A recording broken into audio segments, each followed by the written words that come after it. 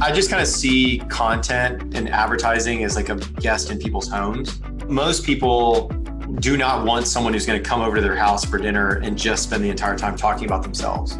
And so as brands or content generation organizations, if the only thing we're doing is going me, then of course people are going to be turned off by it. That's the exact definition of bad advertising. After his first trip down the e-commerce road ended in failure, JB Sauceda swore to never again travel down that path. But life has this funny way of coming full circle and turning your failure into success. Today, Jay is the founder and CEO of Texas Humor, an e-commerce shop so successful that Jay decided to take the leap and also build Sauceda Industries, which helps manage not only Texas Humor logistics, but the logistics of many other D2C companies. The journey from failure to repeated success is a winding one, and Jay takes us through it all on this episode of Up Next in Commerce. Along the way, he digs into what it takes to build a company from a base of loyal supporters and his advice to marketers, including how to be a trusted friend rather than a bother in a consumer's life. Plus, he explains why customer expectations around fast shipping don't always have to apply to the products you offer. Enjoy this episode. Up Next in Commerce is brought to you by Salesforce Commerce Cloud. Respond quickly to changing customer needs with flexible e-commerce connected to marketing, sales, and service. Deliver intelligent commerce experiences your customers can trust across every channel. Together, we're ready for what's next in commerce. Learn more at salesforce.com/commerce. Hey everyone, it is Stephanie. Before we get started, I wanted to remind you to subscribe to our weekly e-commerce newsletter at mission.org/upnextincommerce. It's amazing. It's great. You will learn a lot of good things. Go subscribe.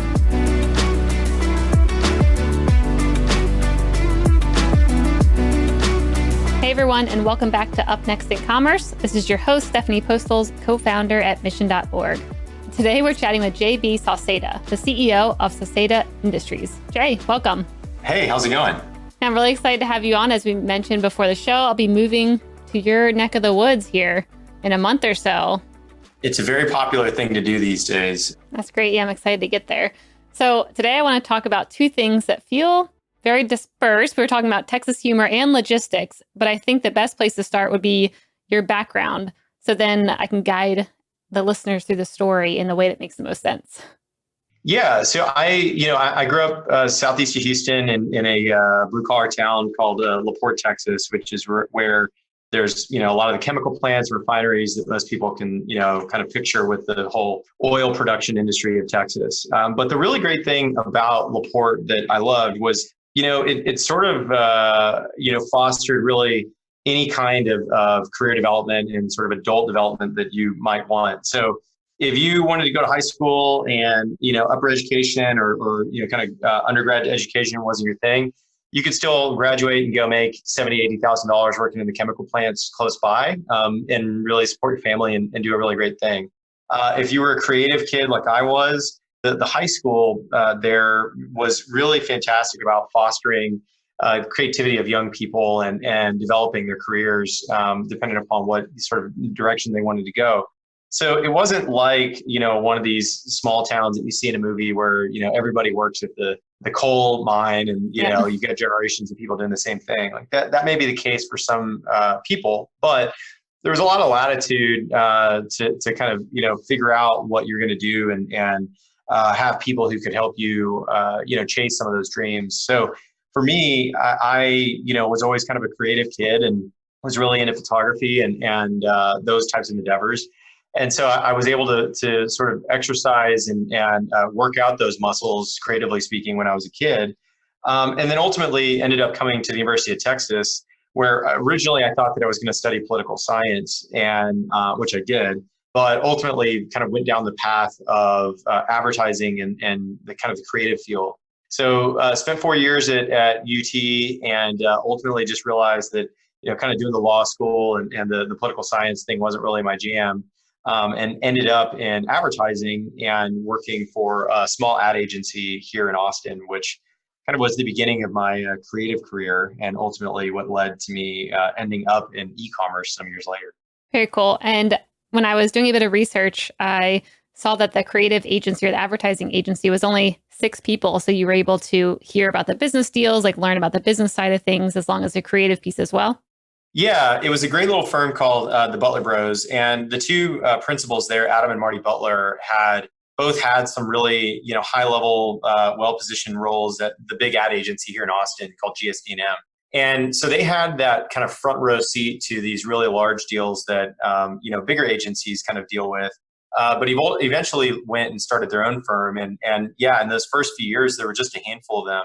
So I was able to sit in the room, and as this college intern, had access to a lot of kind of conversations and things that I don't think that most ad agency interns would typically have access to. And as a result, I really think that it propelled my career forward in a way that when I ended up starting a little design studio with some friends and building out the early years of my career, I felt more prepared to operate kind of ahead of my years because of some of those experiences and the things that you just kind of pick up when you happen to be in the room with the principals of two companies. Yep. So where did you jump to next after the advertising company? So I'd done that for a while, and then went freelance after working for them. They gave me some really great advice on the tail end of my career there. I was curious whether they were going to hire me to work for them or not. And at the time, they were sort of indicating that not likely, that I hadn't really had enough of a specialty up until that point to make it worthwhile for me to be somebody who was there full time. So really great as an intern, but not so much as kind of a full-flung employee. Mm-hmm. And so for that reason, their advice was to go out and try to specialize in something, which ultimately ended up being photography. And so I went and started to focus on photography as a whole, and developed a career as a commercial photographer, and ultimately did that for about 10 years. I guess the eventual destination in this story that's worthwhile to your listeners is that during that period, I started a small ad agency, or a little kind of design firm called Public School with a group of friends. And we had this kind of motif that was all based off of the kind of 1960s era of graphic design, specifically around like school books and textbooks. And so when we started publishing to our blog and publishing about our work, people really gravitated towards the T-shirts and the various kind of pieces of collateral that we had designed for that brand. So we were really excited because we thought, well, why don't we capitalize on this and start an online store, which we did, and almost immediately had a ton of sales for T-shirts and various items that we were selling, which was massively exciting. But as with most people who sell things online, it's really funny to see, or it's real fun to see that money and those sales come in. It's not a ton of fun to have to deal with getting all those orders out after the fact. Yep. And ultimately, that's kind of what we ran into, was a lot of excitement around, making the money, but not a lot of excitement around having to deal with the shipments. And so the work associated with having to get those packages out the door was so time consuming and unfun that I swore off ever getting back into e-commerce again. So, suffice it to say, it's a little bit funny to find myself sitting here, about 11 or 12 years later, the CEO of an e-commerce logistics brand, shipping the number of packages that we are every day. That's great. So what year was the store live? And did you shift right into the logistics business, or did that come a bit later? No, I launched our online store in 2013. The social media audience for Texas Humor I had developed over a few years before that. And then in 2013, got it off the ground and started, trying to get it to, scale. And initially, we were just kind of shipping the orders out of my home garage. But over time, basically, we had, decided to try to outsource the work because we had just gotten so sick of dealing with the scale and having a tough time, kind of getting out of our own way as business owners. And I reached out to some 3PLs, and one of the ones here in Austin just kind of had a very snarky and negative approach to telling me that it wasn't really the right time, which ultimately led to us just kind of getting a little bit of a chip on our shoulder about it and deciding to just do it ourselves. Mm-hmm. So what kind of pushback were you getting when you were reaching out to these 3PLs? I mean, other than them saying that you were too small for what they probably wanted to work with. Yeah, I mean, it really, that sums it up, right? It's mostly you're too small for this to be worthwhile. And look, I don't have a problem with that. I run an organization that has to say that to people as well.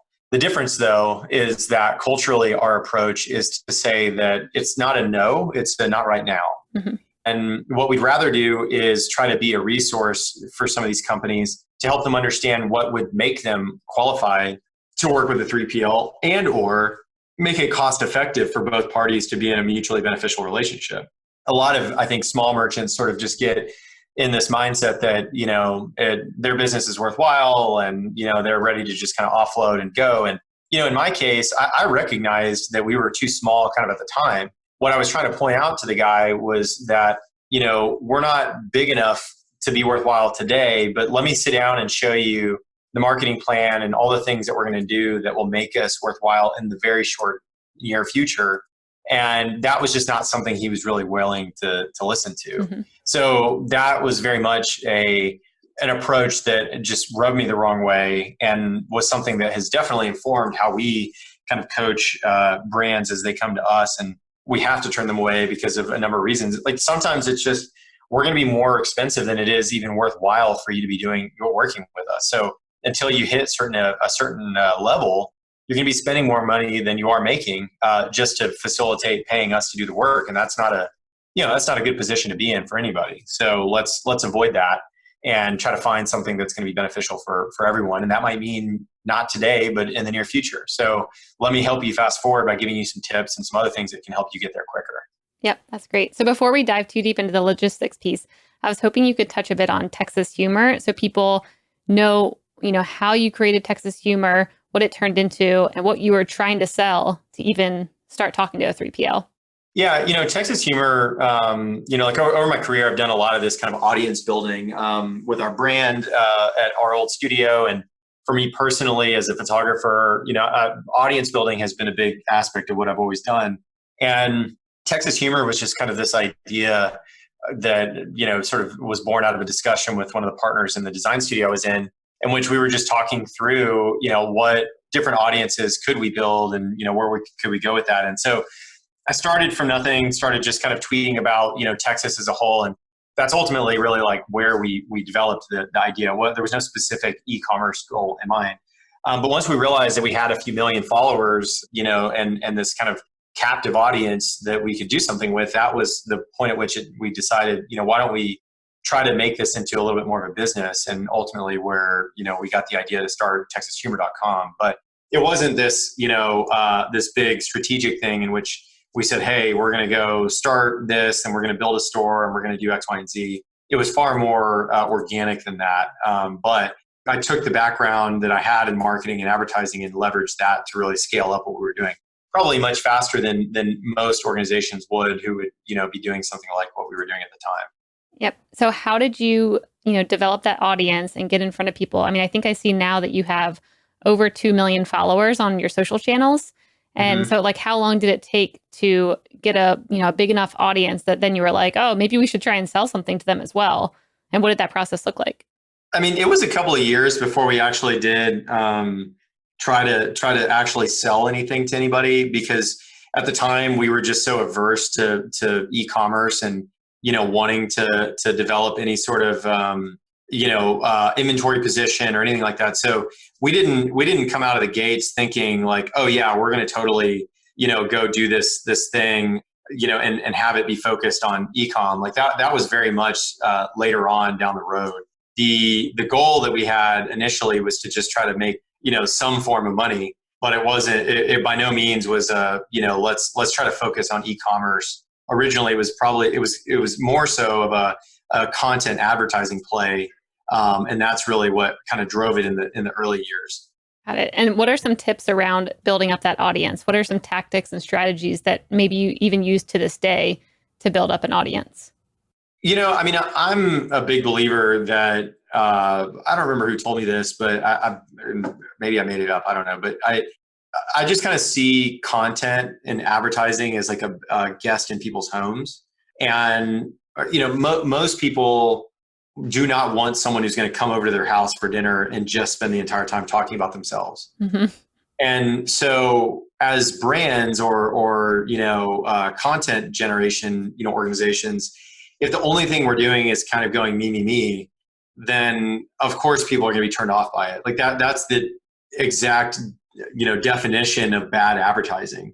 Yep. So for us and for kind of how I thought about building Texas Humor initially, it was really trying to, think and put myself in the shoes of the people who, were our audience and sort of try to say the things that they had on their mind already. So, there's no science to that necessarily. And I think it's why, yes, there are probably some, formulas for kind of going viral, quote unquote. But, a lot of the things that do ultimately go viral have this kind of weird X factor that people have a hard time wrapping their head around. And in my mind, that X factor is that it kind of comes from the heart and it like resonates with people. So if you really wanted to know, like, what is it that we do that's different than everybody else, we're not the only brand or the only feed that talks about Texas, but I do think that we're the only one that tries not to just purely, patronize people. And I think that that's really, what kind of set us apart early on. We were trying to be unique. We were trying to provide quality, and we weren't just doing social media for the sake of doing social media. The store almost felt like a secondary function of the audience that we had built, and not the other way around, which is where I think a lot of brands kind of start. They say, well, how do we sell to everybody, and then they kind of think about everything after the fact. And in my mind, that's really the wrong way to approach it. Yeah, I love the idea of building a community first and just focus on making that great. I know we've had someone from Food 52 on the show previously, and they had the same experience where they're like, we're just here to build a good blog, good content, make sure our community, likes what they're getting from us and can also engage with each other. And then it was just obvious to start selling products and giving them what they wanted based on, the recipes we were showing and the maybe materials we were using and whatnot. Yeah, exactly. I mean, it really, the strongest brands are the ones that kind of think about the commerce secondly. Mm-hmm. I mean, they're a brand, depending upon what it is you're selling, like your brand may be the content, but in our case, it's not. Our brand really is, the content is the brand versus the brand being the content, if that makes sense, right? Yep. So that's really the difference is we took that tack versus some organizations where they're just trying to sell stuff. And so they kind of throw a bunch of shit at the wall to see what sticks. And that, in my mind, is a very kind of backwards way to think about how to, generate revenue. All right. So let's talk a little bit about the logistics arm of Sauceda Industries. Tell me, how did you even decide we're going to go into fulfillment and logistics? Mostly for the reason I described earlier. I mean, we were already doing it for ourselves, and it ultimately just was a way to kind of cover the costs that we had as an organization. Most fulfillment operations are a cost center, not really a revenue driver. So those types of things tend to be an area where you're like losing money or you're killing your margin. So we saw it as an opportunity to make some money rather than just have people kind of carry it as dead weight. And what kind of mistakes do you see brands making today when they start exploring the path of working with a 3PL? I think, most brands just kind of make the assumption that their time is less valuable than they think it is, or the kind of leaders of the brands tend to think that. And so as a result, they don't farm out the things that they should be. So not having like accounting firms from outside handle your books, mm-hmm. not working with, a logistics company to handle fulfillment. Like there's this kind of idea that most entrepreneurs have that they can do things for cheaper and faster than most people. And that's probably the case. But in terms of sort of opportunity costs, having the CEO of an online brand, handle all of the orders simply to save a little bit of money or to not have an invoice that they have to pay for that. It's like, that's not really the right way to be thinking about it. So we just really try to coach people on opportunity cost and help them understand those types of things. Yep. And are there any bets right now that you're making in the world of logistics where it's headed? I mean, it seems like consumer preferences and demands are definitely increasing around everyone wants 1 to 2 day shipping. Amazon's kind of made everyone expect that now. What kind of things are you guys leaning into or investing in right now to keep up with those trends? Everybody says that, and I actually don't believe that at all. I think that everybody thinks that that's the case because that's, in my opinion, what like the major news outlets say or pundits on TV, but I've not found that to be the case. I think if people are buying, toilet paper, yeah, they need that in 1 to 2 days. But if they're buying something very specific from your brand, they'll get it when they get it. I actually think that there's more price sensitivity to shipping than most people think. And as a result, people kind of know what they're paying for. And in the case of Amazon, sure, if what you sell is available from, 75 other people on Amazon, yeah, you better hope that it's Prime enabled and it's cheap and all the above. But if you've built a brand that sells something very specific that only you carry, then, if you build the desire, then people will, they'll get it when they get it. But it's not this type of thing where just because they can get toilet paper or Miss Meyer's bath or kitchen soap in 2 days means that they need their Texas Humor shirt in 2 days too. So I'm like a pretty adamant person when it comes to that case, because I get that question a ton, and I think a lot of people say that, but no one has actually really proven to me that that's true. Now, if you ask people their preference, they're all going to tell you 2 days. Yeah. But I think that we don't work in this sort of vacuum in which every single store and shopping experience that happens online is compared equally. I think most customers who are shopping online are doing so with it in mind that whatever it is that they're buying is kind of unique to that experience. And so long as the brand is setting their expectations up front about what the experience is going to be for the customer, I really just don't think it's as much of a challenge as most people think it will be to get the orders when out the door whenever they're going to get them out the door. Yep. Yeah. I mean, I definitely can see that. It definitely depends on what the product is. Like you're saying, if it's diapers, I need that to right now in an hour, right. Versus because I probably didn't think about it until last minute versus, I mean, I just ordered, earrings from this one company, Majuri. I don't know how to say their name, but I don't mind if it comes in a week. That's okay because they're the only ones selling this, product that I want, and I'm okay with waiting. Correct. Yeah. I definitely think there's a lot of room for brands to be more transparent around the shipping though. And I would rather have someone under promise and over deliver than tell me something where, it might actually get delayed where I'm betting on that. No, and I think that that's absolutely correct. I do believe that there are a lot of brands who do a pretty poor job of being clear about those things. So no, I'm 100% with you on that. But I do think that a lot of people just kind of make the assumption that everybody's going to care about it more than they actually do. Which is partially why, I'm adamant about trying to dispel with that rumor. Yeah. Well, you're doing it here. Yeah. I mean, the one thing I was just reading about too was about delays in shipping and how, there's going to be a lot of kind of shakeups in that area, especially if the COVID vaccine gets approved. I don't know if you've read about this a bit, but how if this starts being something that's going to be shipped everywhere, which is what would happen if it's approved, it's going to delay all the postage everywhere. Have you read any bit about this or thought about things like that are a little bit less predictable than, other things that would maybe delay shipping that a brand should be aware of? Yeah, so I mean, I've actually spoken with some people on the inside of FedEx and a few other places.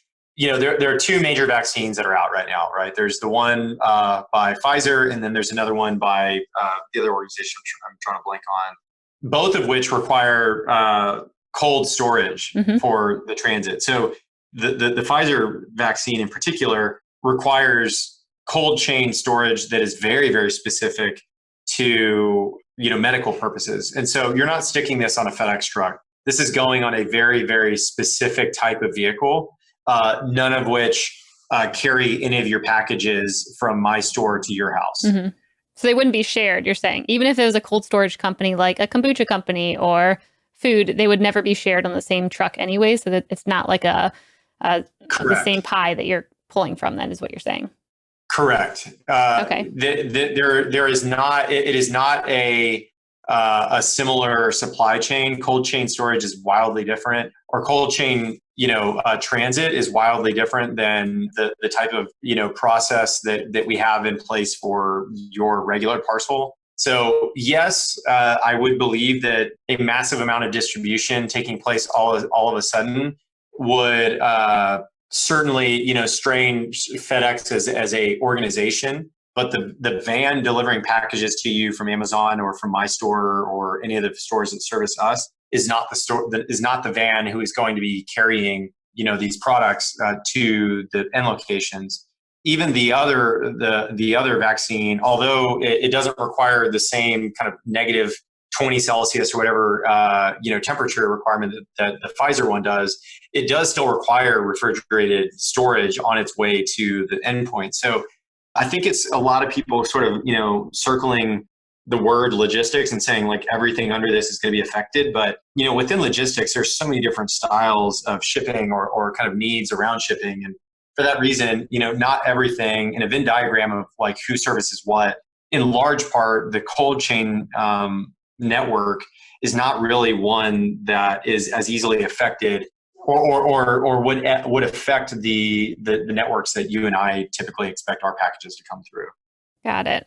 Okay. Yeah, that's interesting. Yeah, I didn't read too much into it, but I'm like, that's a good black swan event to prepare for some brands then if they do the cold chain shipping. I mean, if you're buying, food subscriptions and things like that from, like if you do Blue Apron or one of these, yeah, you're more likely to. But you know what? More of that is actually the result of limited supply of dry ice, and that's a result. I mean, I can get into all of that, but the dry ice shortage is a result of less driving, which means lower cost of oil, which means less drilling for oil, which means less petroleum byproducts, which means less carbon dioxide, which ultimately means less frozen carbon dioxide, which is dry ice. So yes, there are aspects of the industry that will be affected, but like the underwear that you're ordering from Amazon should not be affected by a ramp up in cold chain transit volume overall. True. Good. I was worried about that. I really needed my underwear on time.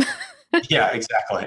All right, cool. So the one thing I was thinking about too, when it comes to logistics, if I'm a new brand and I'm thinking about exploring, having a 3PL to work with, what are some things that I need to get in order before going that route? Because I can imagine, some companies coming to you with it being chaos behind the scenes and you're like, I can't work with you until you at least have this, this, and this in order for us to plug and play. Like, how should a brand prepare before even reaching out to 3PLs? I think a lot of brands, will never really give things like their SKUs and, the tags that they use and all of that like a second thought. They're sort of cobbling together a plan, and then you're 2 or 3 years in and you've got a store with sort of 3 different naming conventions and all that. And clean data is really what makes the world run smoothly in the logistics world. And so if there's not a really strong focus on attention to that, you end up with a pretty significant issue, trying to work with the 3PL, because you have to go back and clean all that up. So most of my suggestion is, look, like try to think through that. And, it's kind of the spring cleaning exercise that I think a lot of brands or should go through every year, kind of looking back and saying, are the ways that I structure my data and my reporting the way that will allow me to be really successful at scale? And if the answer is no to any of that, then, go back to the drawing board and like try to make sure that you're adjusting for that, because it certainly creates a lot of issues as you try to scale your business up. Yeah, that's a good point. Yeah, we've had a couple people on the show talk about making sure that you plan for your data dictionary and have it cleaned up from the very start, if you can, so that you're not trying to fix everything after the fact. Correct. So it sounds like you've kind of definitely been on top of the market or trends or even, news, just like we mentioned earlier about the vaccine and stuff. What kind of trends or patterns are you excited about right now over the next couple of years? I think just in general, there's more attentiveness to better and more like targeted marketing that I think people are going to be excited to interact with. So from a just kind of overall perspective, I get excited by the idea that I'm not going to get emails that are just boring and seem to be broadly targeted to kind of everybody. So I think that as more small brands leverage tools like Klaviyo, and Shoelace and things like that, I think that just overall marketing as a kind of like competitive sport becomes more fun. And as a consumer, it's a lot more fun to watch. Yep. So how are you guys leaning into the targeted marketing? I mean, I think it's exactly what I said, just mostly trying to think about, we're not just selling to one person sitting on a couch repeated 3,000 times over. We're selling to 3,000 different people. So I think if most people most marketers are, think that their job is done simply because they came up with a campaign. Like, that's a bummer, So I think the more work that gets put in to try to wow people so their brand can connect with them directly, the better. And, when it comes to email, the way that we do that is through segmentation, and we try to look at all the various segments of behaviors that people who might interact with our brand would be members of, and then trying to evolve the creative that we're developing in a way that seems to speak to them directly. So they, feel like when they receive something from us, it's not just this blanket email that says, come shop at Texas Humor. It's really, touching on the size of clothing that they've purchased in the past, or the types of content that they're really into, those types of things. Got it. Okay. So you're looking at types of content, or you're maybe showcasing things based on size. What other kind of behaviors are you segmenting right now to be able to craft your message differently? I mean, the highest, or the kind of best way to say it, is around recency and frequency. So we look at the various behaviors on a store and try to segment based off of the recency and frequency of them doing whatever that behavior might be. Mm-hmm. And that's really, I mean, there's a lot more detail than I can probably go into on this show, but I would say that starting with that is a really great way to make sure that you're not just, like, I think the word email blast or the phrase email blast is a bad phrase, because you definitely should not just be blasting people with anything. I think it's really critical that you be more surgical with how you send emails out to your customers. So that way people feel like they actually they're having a conversation with the brands that are emailing them. Yep. Yeah, I think it'd be really great if I were to get an email that said, hey, Stephanie, we saw you're moving to Austin. Here's a bumper sticker for your drive, or something, being able to find data like that like connects with me in a different way of like, oh, wow, that's cool. I didn't think about a bumper sticker or whatever it may be, but because you know a little bit about me like that, I'm going to come to your website and explore a bit more. Yeah, exactly. All right, so let's move over to the lightning round. The lightning round is brought to you by Salesforce Commerce Cloud. This is where I'm going to ask a question and you have a minute or less. Are you ready, Jay? Yep. All right, what's up next on your reading list? I will say I haven't read much in the last couple of weeks because I've been so focused on getting everything out the door. But, I'll probably actually read The Obstacle is the Way by Ryan Holiday. Yeah. I read Stillness is the Key, which was great. But Obstacle is always one that a lot of people have been telling me I should read. Yep. Yeah, I read that. It is good. What is one trend or topic or piece of tech that you don't understand that you wish you did? I wish that I could personally write SQL queries and do more database work and like business analysis myself. Yeah, that is a good skill to have that I still appreciate to this day. I used to work at Fannie Mae and I'd be all up in SQL all the time. And it comes back even till today where I'm like, hey, I at least kind of know what that query is looking for. That's a good skill. And then the last one, what's up next on your Netflix queue? I'm eagerly awaiting the next season of The Crown. Yes. I know it's like 2 years away or something like that, but I'm absolutely eagerly awaiting that. Yeah, same. I'm excited about that. All right, Jay. Well, it's been a pleasure talking to you. Thanks so much for coming on here. Where can people find out more about you and Sauceda Industries? They can find out more about me on my Twitter account, which you can just find my full name, JB Sauceda, JayBSauceda. I'm everywhere on social media on that username. And then obviously our website, SaucedaIndustries.com. So if you have any questions about the logistics space and how it relates to e-commerce, or you're just kind of curious about tips on how your brand can best work with a 3PL, happy to answer those or connect you with somebody on my team who can. We'd like to be a resource and a community for e-commerce brand owners, because we know that it's a big jungle out there and we have navigated it once or twice. So to the best of our ability, we'd love to help people take the shortcuts when we know where they are. Amazing. Thanks so much, Jay. And I'll see you in Austin. Sounds good. Thanks so much.